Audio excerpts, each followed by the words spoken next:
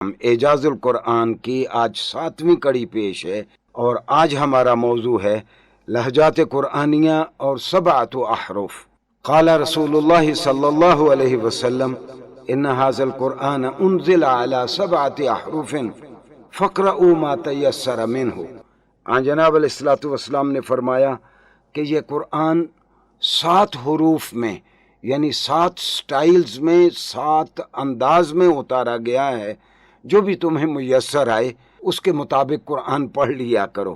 سامعین گرامی، یہ 7 احرف سے کیا مراد ہے کہ 7 حروف میں قرآن اتارا گیا ہے؟ حقیقت یہ ہے کہ دنیا کی ساری زبانوں میں، ساری نیچرل لینگویجز میں، نیچرل لینگویجز کسے ہم کہتے ہیں؟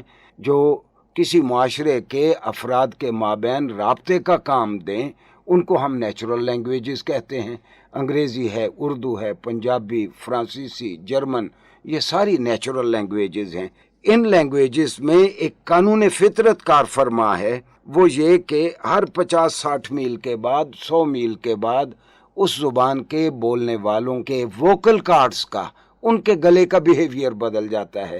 ایک علاقے کے لوگ وہی زبان بولتے ہوئے ایک لفظ پہ اور طرح زور دیتے ہیں، دوسرے علاقے کے لوگ وہی زبان بولتے ہوئے اس لفظ پہ اور طرح زور دیتے ہیں۔ ایک اس لفظ کو تفخیم کے ساتھ پڑھتا ہے، دوسرا اس کو باریک انداز میں پڑھتا ہے۔ یہی فنامنا اور یہی عمل عربی زبان میں بھی تھا، اور میں اس بات کو واضح کرنے کے لیے اردو کی میں مثال پیش کرتا ہوں کہ مثال کے طور پر اردو زبان کے کئی دبستان ہیں، لکھنؤ ہے، دہلی ہے، حیدرآباد دکن ہے۔ ایک جگہ کے رہنے والے مٹی کہتے ہیں میم کی زیر کے ساتھ، دوسری جگہ کے رہنے والے میم کی زبر کے ساتھ اس کو مٹی کہتے ہیں۔ ایک جگہ کے رہنے والے کہتے ہیں سورج چھپ گیا ہے، دوسری جگہ کے لوگ کہتے ہیں سورج چھپ گیا ہے۔ ایک علاقے کے لوگ تشنگی پڑھتے ہیں، دوسرے علاقے کے لوگ تشنگی پڑھتے ہیں۔ تو یہ فنامنا انگریزی میں بھی ہے۔ آج کوئی اگر برطانیہ میں جائے تو ساؤتھ کا ڈائلیکٹ اور ہے، نارتھ کا ڈائلیکٹ اور ہے۔ بسا اوقات انگلینڈ والوں کا ایک لفظ کو ادا کرنے کا انداز اسکاٹ لینڈ سے بہت ہی مختلف ہے۔ تو یہ ایک نیچرل فنامنا ہے، ایک قانون فطرت ہے جو عربی زبان میں بھی مروج تھا۔ اور جناب علیہ الصلوۃ والسلام، جس طرح کل بھی میں نے کہا تھا کہ جب نبی کسی قوم کی جانب مبعوث کیا جاتا ہے تو وہ لوگوں کو لسانیات پڑھانے نہیں آتا، نبی تو ایک خدا شناس معاشرہ قائم کرنے آتا ہے۔ لیکن نبی نے جو ابلاغ کا کام کرنا ہوتا ہے، لامحالہ اس کے لیے کوئی ذریعہ اظہار، یعنی کوئی زبان ہونی چاہیے۔ تو جناب علیہ الصلوۃ والسلام کے مخاطب بچے تھے، بوڑھے تھے، عورتیں تھیں، ان پڑھ تھے، تو آپ نے لوگوں کو اجازت دے رکھی تھی کہ اپنے اپنے قبائلی لہجے میں قرآن پڑھ لیا کرو۔ اور عربوں کے مابین بے شمار قبائل تھے، ان کے لہجوں کے اختلاف کا اندازہ آپ اس سے لگائیں کہ کل بھی میں نے ایک روایت بیان کی تھی کہ امام عجلونی نے کشف الخفا میں ایک روایت بیان کی ہے کہ قبیلہ بنو سلیم کے لوگ جناب علیہ الصلوۃ والسلام کے پاس آئے تو ان کے نمائندے نے آپ صلی اللہ علیہ وآلہ وسلم سے گفتگو کی۔ تو بعد میں سیدنا ابو بکر صدیق فرماتے ہیں کہ میں ساری عمر آپ کے ساتھ رہا ہوں، یہ بنو سلیم کے نمائندے نے جو آپ سے کہا اور جو آپ نے ان سے کہا ہمیں کچھ سمجھ نہیں آیا۔ تو ما رأیت افصح منک یا رسول اللہ، اے رسول اللہ، میں نے آپ سے زیادہ فصیح آج تک کوئی نہیں دیکھا۔ فمن ادبک، یہ سارے علوم آپ کو کس نے پڑھائے ہیں؟ تو یہ پس منظر تھا اس مشہور حدیث کا جو جناب علیہ الصلوۃ والسلام نے اپنے تئیں فرمایا۔ جناب علیہ الصلوۃ والسلام نے فرمایا ادبنی اللہ فاحسن تأدیبی ونشأت فی بنی سعد۔ دیکھو، یہ علوم مجھے اللہ نے سکھائے ہیں اور خوب سکھائے ہیں۔ اور دوسری بات یہ کہ میں قریشی ہوں، اور قریشیوں کے بھی سب سے فصیح لوگوں میں یعنی بنی سعد میں میری پرورش ہوئی ہے۔ حلیمہ سعدیہ نے آپ کی پرورش کی تھی صحرا میں لے جا کے، اور بنی سعد قریشیوں میں بہت ہی فصیح طبقہ تھا۔ سامعین گرامی، کس نوعیت کا اختلاف تھا عربوں کے یہاں یہ ڈائلیکٹل ویریئنٹس میں؟ یہ 7 احرف یا لہجات کے اختلاف کو. ہاں میں یہ بھی واضح کر دوں کہ اردو میں ہم لہجہ کہتے ہیں، یہ عربی کا لفظ ہے لام کی زبر کے ساتھ، تو صحیح تلفظ اس کا لہجہ ہے، لہجہ نہیں ہے. یہ جو لہجات قرآنیہ میں اختلاف ہے، اس کی نوعیت کیا تھی، کس طرح کا اختلاف تھا؟ اختلاف محض اس طرح کا تھا کہ ایک قبیلہ سورہ فاتحہ میں نستعین پڑھتا ہے، دوسرا قبیلہ نستعین پڑھتا ہے. ایک قبیلہ تسودو پڑھتا ہے، دوسرا قبیلہ اسی آیت کو تسودو پڑھتا ہے. ایک قبیلہ ایاک نعبد پڑھتا ہے، دوسرا قبیلہ ویاک نعبد پڑھتا ہے، تیسرا قبیلہ ہیاک نعبد پڑھتا ہے. اور سورہ غاشیہ 30ویں پارے میں ایک سورت ہے، اس میں آیت کا ایک ٹکڑا ہے لست علیہم بمسیطر. تو جو مکہ کے لوگ تھے وہ سواد تفخیم کے ساتھ نسبتاً موٹی آواز کے ساتھ ادا کیا جاتا ہے. مکہ کے لوگ سواد کے ساتھ مسیطر پڑھتے تھے، باقی بہت سارے قبائل اس کو سین کے ساتھ. جب آپ سین بولتے ہیں تو اس میں ایک سیٹی کا تاثر ہے، تو مکہ کے لوگ مسیطر، باقی مسیطر پڑھتے تھے اس کو. تو یہ ڈائلیکٹس کا، لہجات کا اختلاف تھا. واضح رہے کہ اس سے معنی میں کوئی فرق نہیں پڑتا. جناب علیہ الصلوۃ والسلام چونکہ جزیرۃ العرب کے سبھی قبائل سے مخاطب تھے، تو ایک مرتبہ، یہ بخاری شریف میں روایت ہے کہ ایک مرتبہ جناب علیہ الصلوۃ والسلام کے پاس سیدنا عمر ایک صحابی حکیم بن حزام رضی اللہ عنہ کو تقریباً کھینچتے ہوئے لائے کہ یا رسول اللہ یہ سورہ فرقان غلط پڑھ رہا ہے.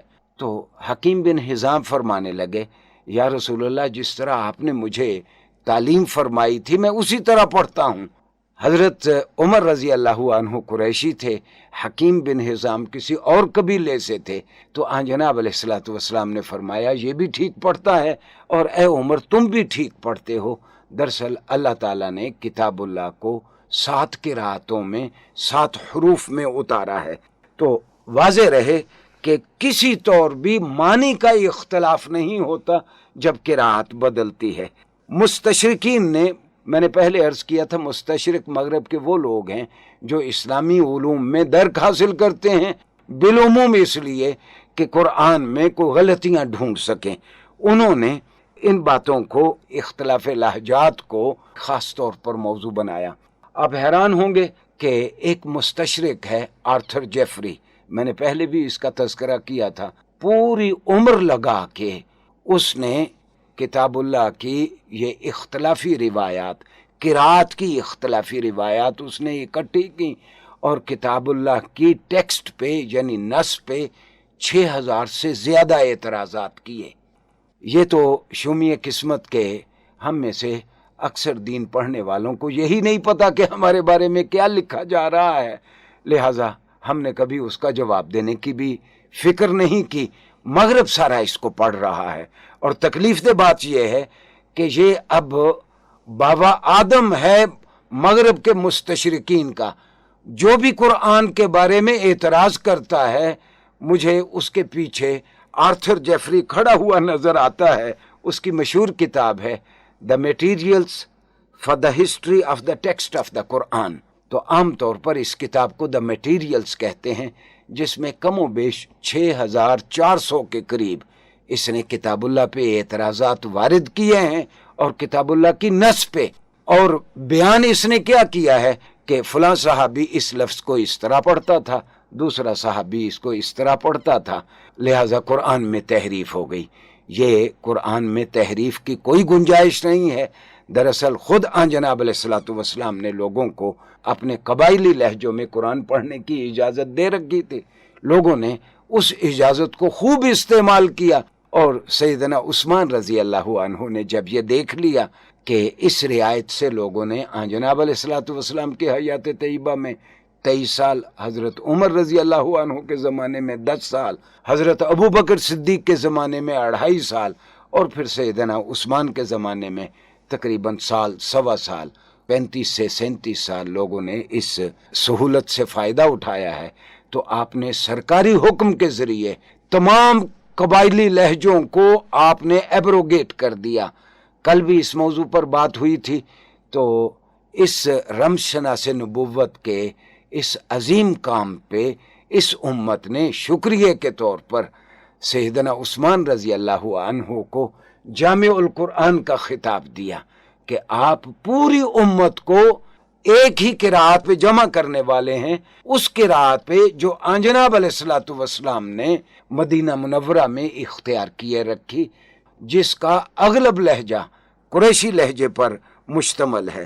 میں اس مستشرق کا ایک اور تعارف آپ سے کروا دوں کہ یہ کتنے زہریلے ہیں، اور ہماری اس کم مائگی سے، ہماری بے سر و سامانی سے اور ہماری کم علمی سے یہ دنیا کو کس طرح بہکاتے ہیں۔ آرتھر جیفری کے سامنے ایک کتاب آئی، فہرست ابن ندیم۔ ابن ندیم جو 384 ہجری میں فوت ہوا، آج کل 1433 ہجری ہے، اور ابن ندیم اپنے وقت کا بہت بڑا ببلیوگرافر تھا۔ ببلیوگرافر کون ہوتا ہے؟ جو اب تک کی لکھی جانے والی کتابوں کا احاطہ کرے کہ فلاں فیلڈ پہ کون کون سی بڑی کتابیں لکھی گئی ہیں، فلاں میدان میں کون کون سی بڑی کتابیں لکھی گئی ہیں۔ تو ابن ندیم تک سیدنا عبداللہ ابن مسعود رضی اللہ عنہ، سیدنا عبداللہ ابن مسعود رضی اللہ عنہ قرآن کے بہت بڑے عالم تھے، اور جناب علیہ الصلوۃ والسلام نے ان کو خطاب دے رکھا تھا حبر الامہ۔ حبر کے معنی روشنائی، کہ یہ میری امت کی روشنائی ہیں۔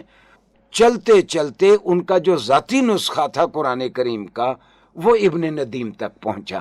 تو ابن ندیم اپنی اس ببلیوگرافی کی کتاب میں، اپنی اس کتابیات کی کتاب میں، اس فہرست میں، جہاں اس نے بڑی بڑی جلیل القدر کتابوں کا تذکرہ کیا، اس نے کہا کہ مجھ تک سیدنا عبداللہ ابن مسعود رضی اللہ عنہ کا ذاتی نسخہ قرآن کا پہنچا ہے، اور چونکہ یہ 400 سال پرانا ہے، تقریباً 450 سال یا 400 سال، تو اس کا پہلا صفحہ بھی گر گیا ہے جس کے اوپر سورہ فاتحہ تھی، اور آخری صفحہ بھی اس کا ساکت ہے، گر گیا ہے، جس پہ معوذتین تھی۔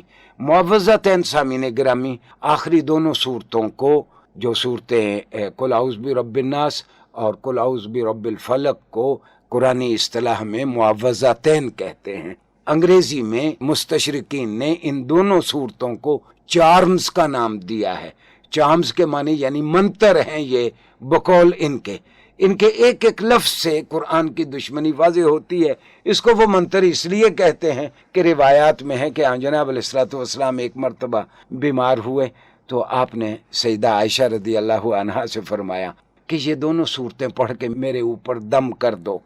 البتہ فاتحہ کے بارے میں وہ یہ کہتا ہے کہ یہ سورہ فاتحہ جو ہے، دس از سینٹر آف دا قرآن، یعنی قرآن کا مغز ہے، اور یہ محمد پہ کبھی نہیں اتری۔ بعد میں محمد صلی اللہ علیہ وسلم نے قرآن کے سارے مضامین کو لے کے ان کو ایک جگہ پہ جمع کر کے یہ سینٹر آف دا قرآن، قرآن کے مرکزی خیال کو فاتحہ کے انداز میں بیان کر دیا، اور اس کے بقول میری نظر میں قرآن کی 114 صورتیں نہیں ہیں، 111 صورتیں ہیں۔ تو وہ اپنے طور پر اس نے دعویٰ کر دیا کہ قرآن کی 114 نہیں 111 صورتیں ہیں، جبکہ سب کو معلوم ہے کہ مکی زندگی میں، مدنی زندگی میں جناب علیہ الصلوۃ والسلام نے لوگوں کو بتا رکھا تھا کہ اگر سورہ فاتحہ نہیں پڑھو گے تو تمہاری نماز نہیں ہوگی، اور سبھی کو پتا تھا کہ یہ معوذتین قرآن کا حصہ ہیں۔ سامعین گرامی، بالکل اسی طرح یہ لہجات قرآنیہ سے کوئی فرق نہیں پڑا معنی میں۔